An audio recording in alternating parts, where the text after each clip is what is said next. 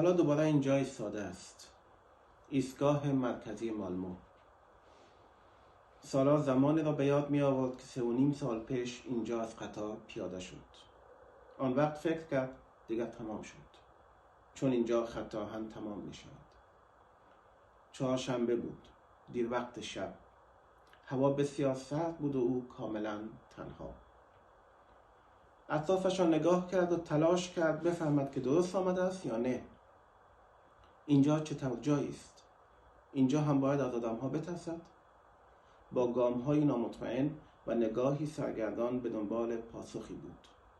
با آدم‌ها و چمدان‌هایشان دید. با آدم‌هایی که منتظر بودند یا در راه جایی بودند. تابلوهای درخشان و بوی قهوه.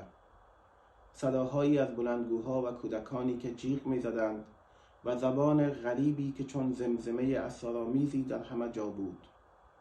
اینجا و آنجا توانست عبارتهایی را به زبانهایی دیگر تشخیص بدهد. کلمه عربی از سمت راست، یک جمله کامل ترکی در سمت چپ. در زمزمه ها زبانی را که پنهان بود دوباره شناخت.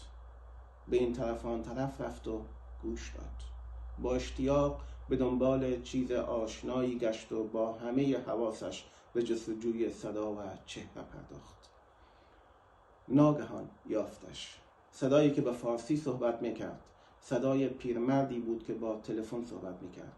شاید با همسرش. سالار صبر کرد مرد مکالمه‌اش را تمام کند. بعد پیش رفت و توضیح داد که همین حالا به سویدن آمده است.